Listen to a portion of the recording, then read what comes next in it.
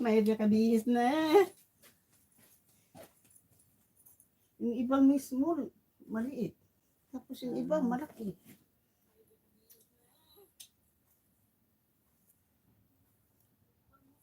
Itong gagawin mo pag nandito ka sa araw.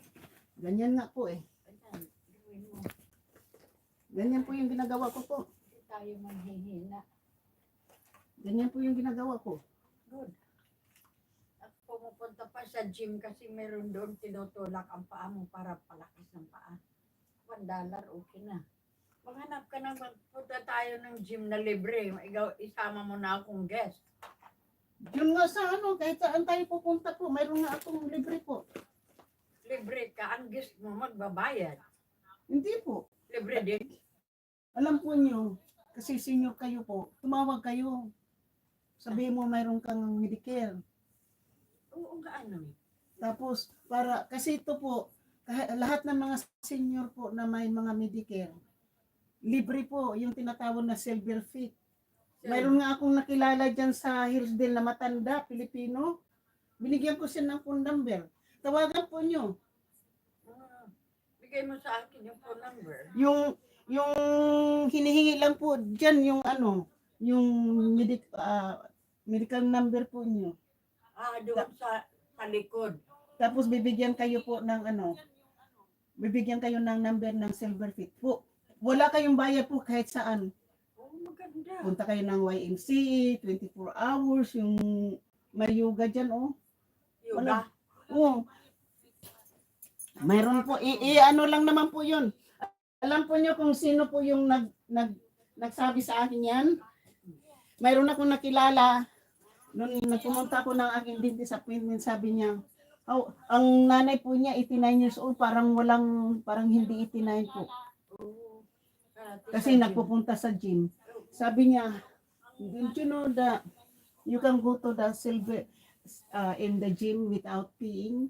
Is free for all seniors? Pinabayaran ng Medicare yan eh. For all seniors? Sabi niya, sabi ko, what? Yung Medicare. Tapos sabi niya sa akin, ano, you just go type, it's silver fit, sabi ganyan. Tapos sabi ko, kaya pumunta ako doon sa ano, sinubukan ko doon sa pagtanong sa 24 hours. Sabi niya, kailangan ko daw ng ano, ng silver fit number. And you can go anytime you want for free. Yung matanda nga po na Pilipino, nakita ko sa Hills doon, sabi niya, are you Filipino? Can I sit behind you, beside you? Sabi ko, sure. Sabi niya, ano ka, retire? Sabi ko, oo. Sabi ko, pumupunta ba kayo ng gym? Ito po, tawagan niyo tong number na to. Libre kayo po. Binigay sa'yo? Ako nagbigay sa kanya. Meron ako dyan po, number. Tapos nag-away kayo? Hindi naman kami nag-away, hindi ko na siya nakikita. Nasa ano po siya nakatira, sa may Foster City po.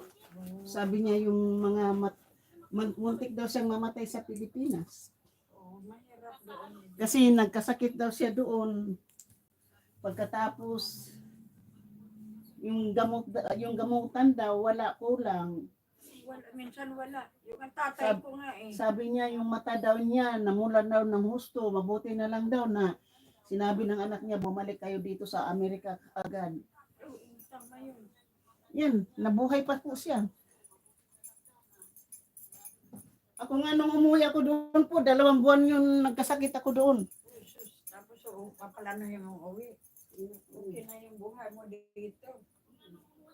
Ang pinaproblema mo lang, sarili mong apartment. Nagkaroon ako ng ano. Nagkaroon ako ng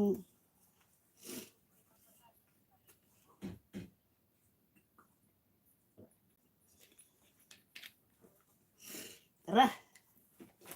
Ilakad ko muna po to.